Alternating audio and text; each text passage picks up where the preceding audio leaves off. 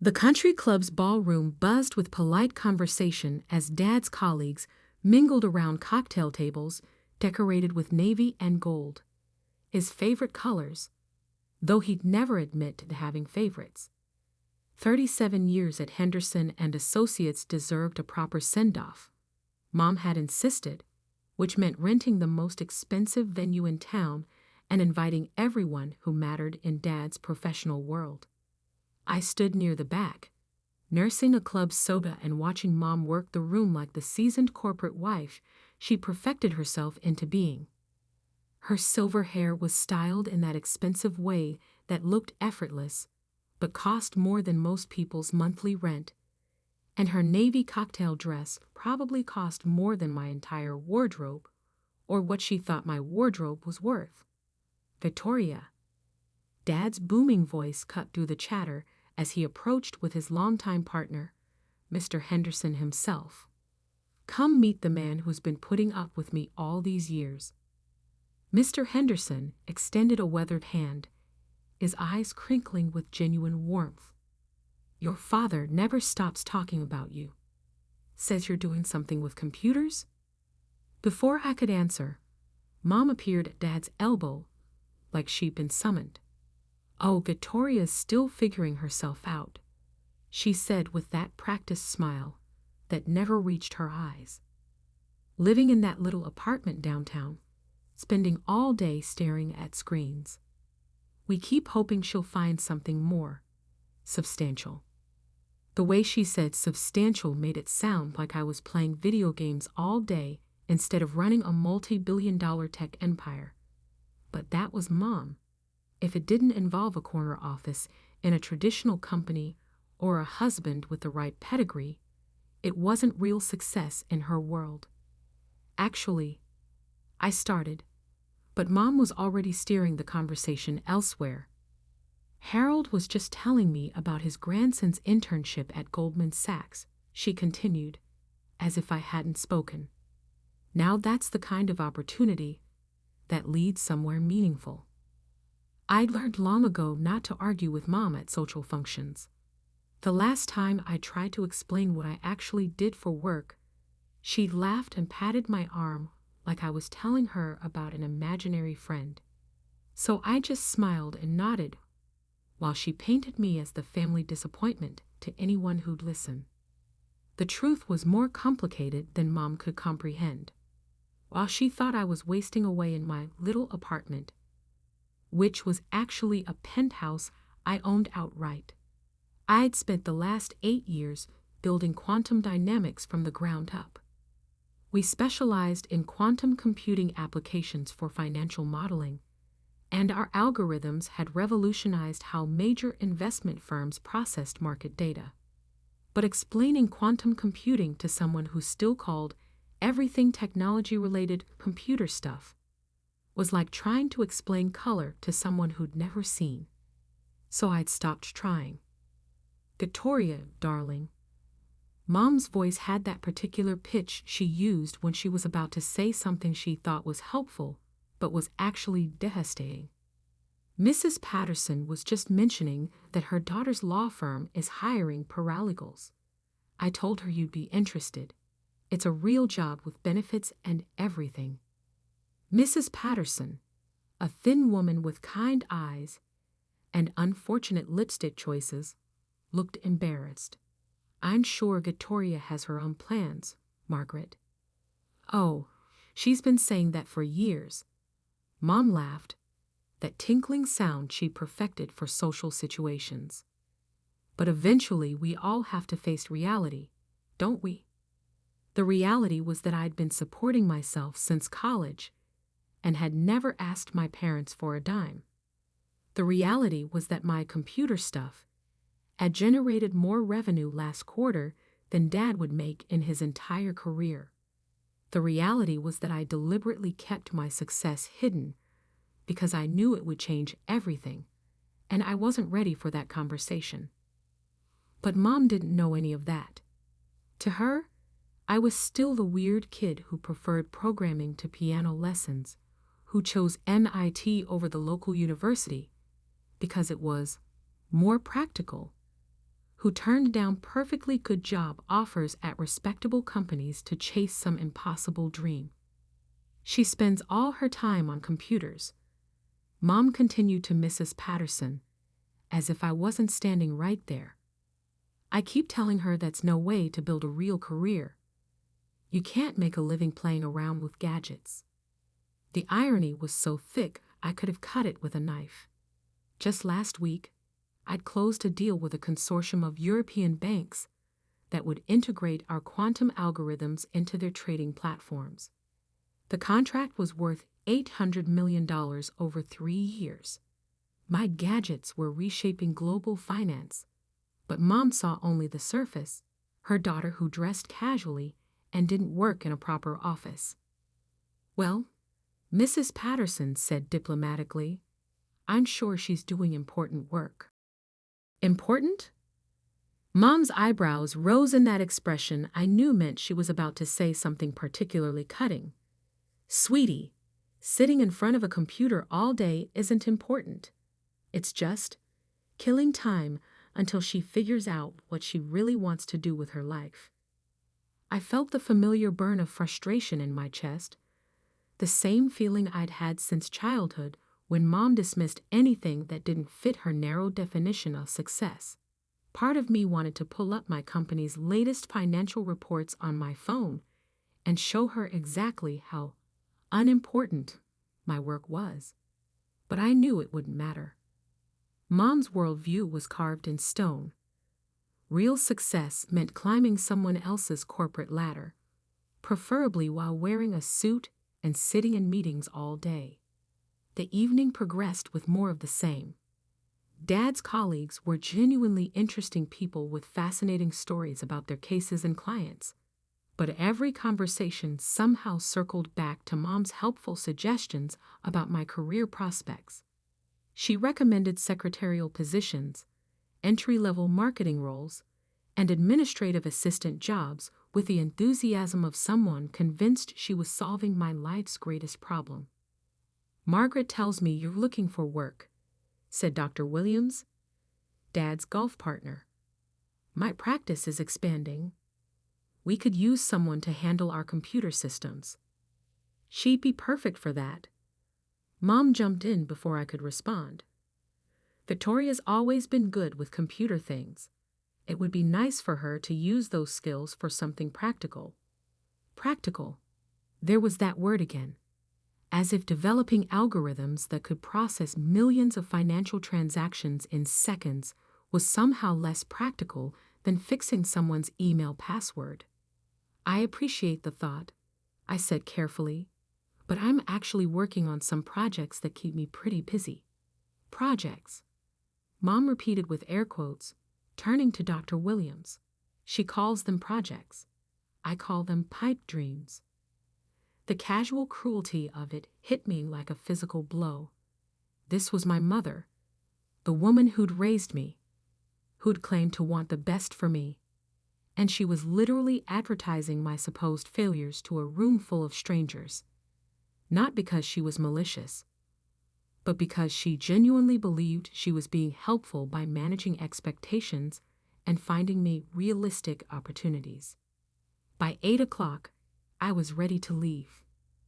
Mom had successfully convinced half the room that I was a charity case in need of intervention, and the other half were looking at me with that mixture of pity and confusion that came from trying to reconcile Mom's description with the confident, articulate woman standing before them. But then Mayor Davidson stepped up to the small podium that had been set up near the front of the room. Ladies and gentlemen, if I could have your attention for just a moment.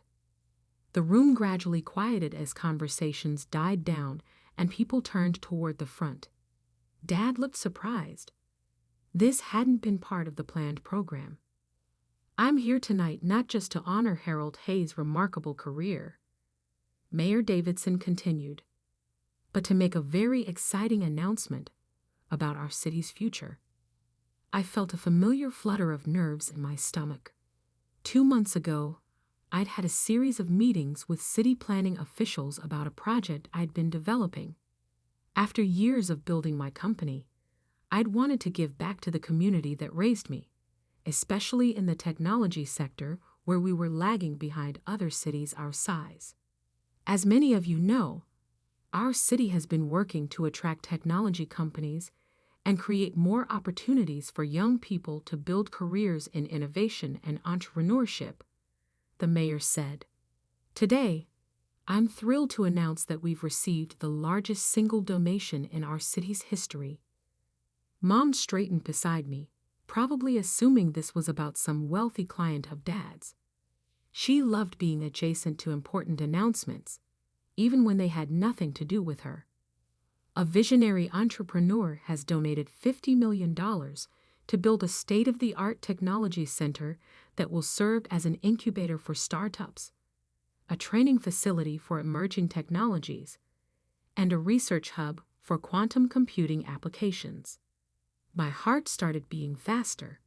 I'd kept the donation anonymous during the planning stages, but I'd known this moment would come eventually. This incredible gift will transform our city's economic landscape and provide opportunities for countless young innovators. Mayor Davidson continued.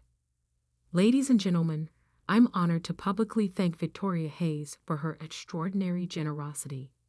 The room went dead silent. I heard Mom's wine glass hit the floor and shatter, the crystal fragments scattering across the polished marble like diamonds catching the light. The sound seemed to echo in the sudden vacuum of silence that followed the mayor's words. Every head in the room turned toward me. Dad's mouth was hanging open. Mr. Henderson looked like someone had just told him the sky was green. Mrs. Patterson's kind eyes were wide with shock. But it was Mom's face that captured my attention. The carefully constructed mask of social perfection had completely crumbled, leaving behind raw confusion and something that might have been horror. This wasn't part of her script. This didn't fit anywhere in her understanding of who I was supposed to be. Victoria? Dad's voice was barely a whisper. Are you? $50 million? Mom's voice cracked on the words. Victoria, what is he talking about? Mayor Davidson continued, apparently oblivious to the family drama unfolding in the back of the room. The Victoria Hayes Technology Center will break ground next month and should be operational within 2 years. Ms. Hayes' company, Quantum Dynamics, has also committed to establishing their headquarters here, bringing an estimated 500 high-tech jobs to our community. That detail hit the room like a second bombshell. These weren't just Dad's colleagues anymore. They were city residents who understood exactly what 500 high-paying tech jobs meant for the local economy.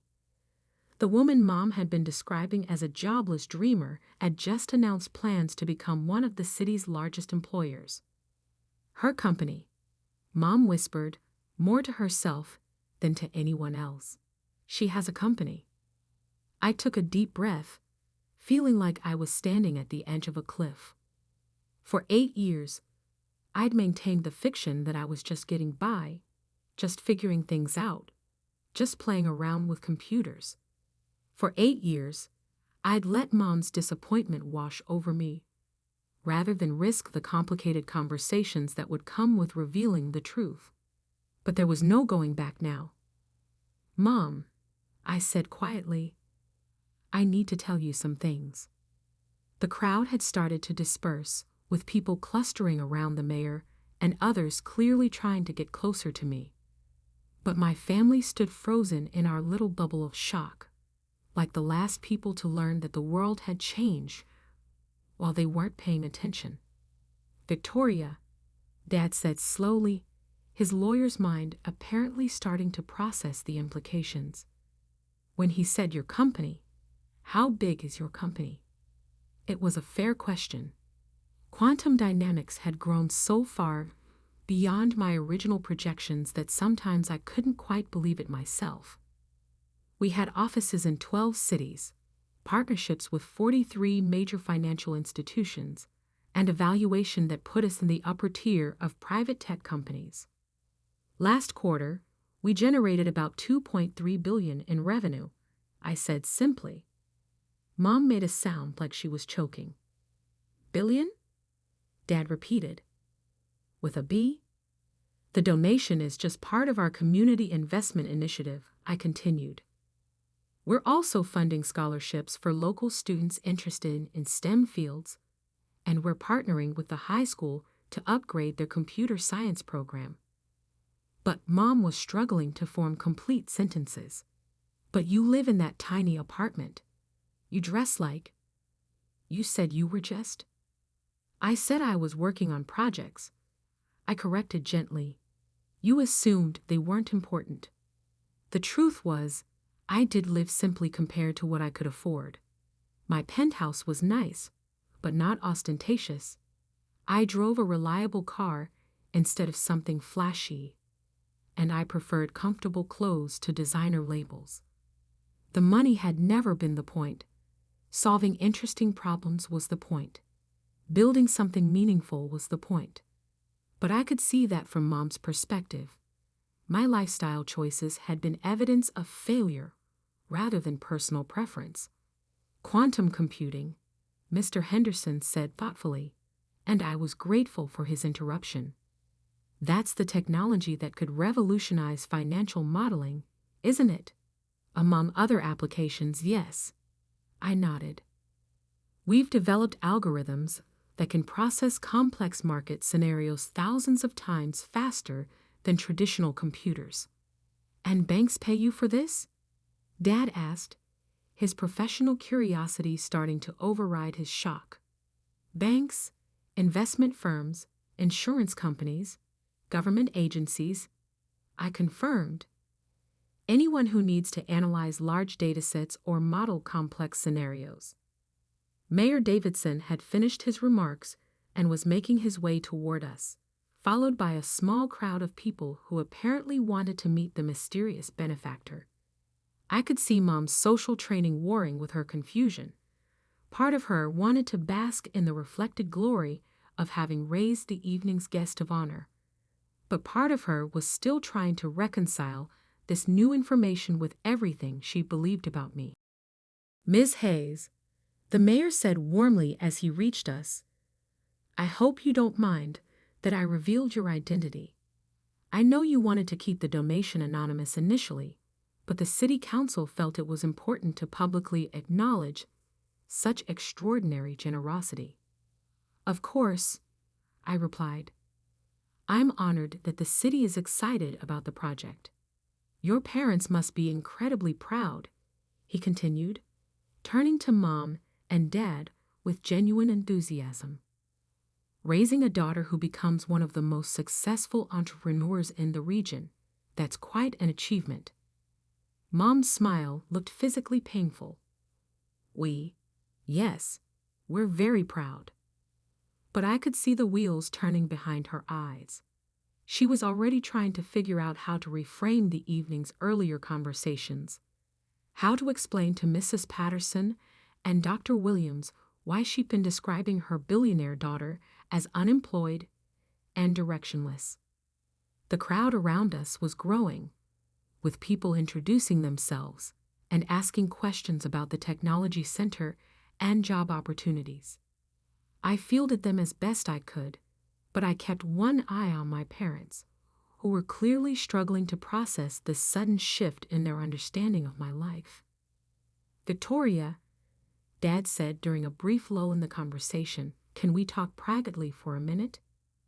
I followed him to a quieter corner of the room, with Mom trailing behind us like she was afraid we might disappear.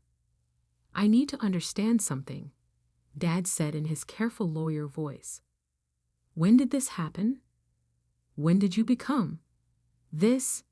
It's been gradual, I said. I started the company right after college with some algorithms I developed for my thesis. We got our first major client about 6 years ago, and it grew from there. 6 years ago, Mom repeated faintly. You've been running a billion-dollar company for 6 years, and you never told us? It was a reasonable question, but the answer was complicated. How do you explain that you kept quiet? Because every time you tried to share good news, it was dismissed or minimized. How do you tell your parents that their constant suggestions for real jobs made it clear they'd never understand what you actually did for a living? I tried to tell you, I said carefully. Remember when I got the contract with Morrison Financial? I was excited about it, and I started to explain what it meant. But you said it sounded too good to be true, and I should focus on getting a stable job instead. Mom's face flushed. I was just trying to be realistic. I know, I said, and I meant it. But after a while, it became easier to just let you think what you wanted to think. The conversation was interrupted by Dr. Williams, who'd apparently connected some dots. Victoria, I have to ask, the Hayes Foundation that's been funding medical research at the university, is that? Yes, I confirmed. We'd established the foundation 3 years ago. Mom looked like she might faint. The Hayes Foundation? The one that donated $10 million to the Children's Hospital. Among other grants, yes. But that's been in the newspapers, Dad said slowly. Margaret, we've read about the Hayes Foundation. How did we not realize? Because Hayes is a common name, Mom said weakly, and we never thought. How could we have known that our Victoria was the same? It was painful to watch her realize how completely she'd misjudged the situation. For years, she'd been worrying about my future while I was quietly building something bigger than she'd ever imagined. The daughter she described as aimless and unsuccessful had been creating jobs, funding scholarships, and contributing millions to local causes. Ma'am? A young reporter had appeared at my elbow. I'm from the City Tribune. Could I ask you a few questions about the Technology Center project? Of course, I said, grateful for the distraction. As I answered questions about timelines and economic impact, I could see my parents hovering nearby, still looking shell-shocked. Mom kept glancing around the room like she was seeing it for the first time, probably remembering all the conversations where she'd apologized for my lack of direction. The evening wound down eventually, with business cards exchanged and promises made to follow up on various initiatives. As the crowd thinned out, my family found themselves alone with the shattered remains of their assumptions. Victoria, Mom said finally, her voice small. I owe you an apology. You don't need to. No, I do, she interrupted. I spent tonight telling everyone you were a failure. I've spent years telling everyone you were a failure. And all this time, you were. She gestured helplessly at the room where the mayor was still chatting with stragglers about the transformative impact of my donation. You were trying to protect me, I said gently. You wanted me to have security and stability. I understand that.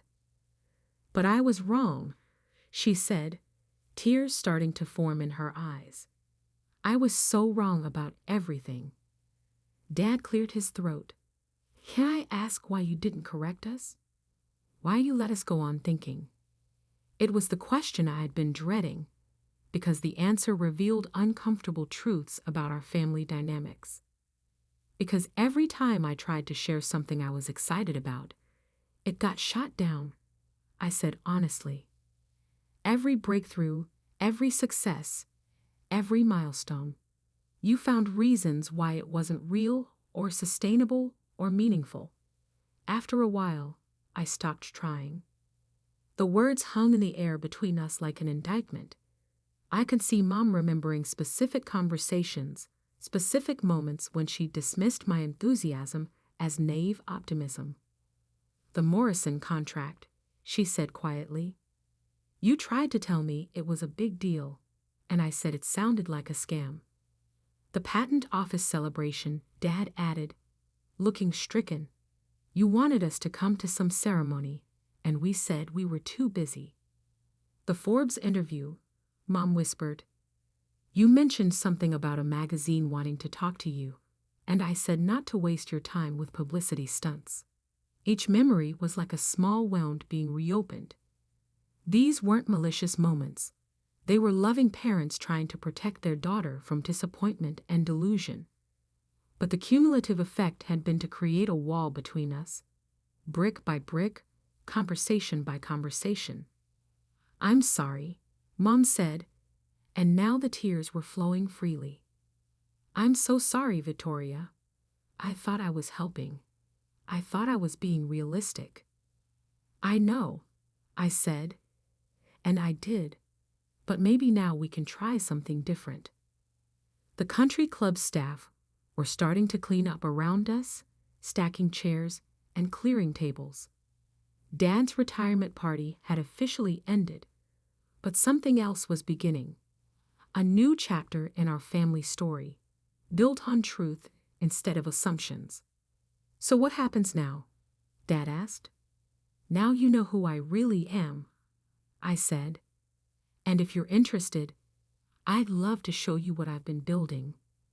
Mom nodded eagerly, mascara streaked, but eyes bright with genuine curiosity for the first time in years. "Can I ask one more question?" Dad said. "Of course. Are you happy? With all of this, with what you've built, are you happy?" It was such a dad question, cutting straight to the heart of what mattered, and it deserved an honest answer. "Yes," I said simply. "I love what I do. I love solving problems and building things and creating opportunities for other people. The money is nice, but it's not why I do it." "Good," he said, and smiled for the first time since the mayor's announcement. "That's all that really matters." As we gathered our things and prepared to leave, Mom slipped her arm through mine, a gesture she hadn't made since I was much younger. "Victoria," she said quietly, "would you like to have lunch this week? I'd love to hear about your work. Really hear about it, I mean." "I'd like that," I said. Walking out of the country club that night, I felt lighter than I had in years. The secret was out, the pretense was over, and for the first time in a long time, my family knew exactly who I was. It wasn't the ending I'd expected when the evening began, but it was the beginning I'd been hoping for all along.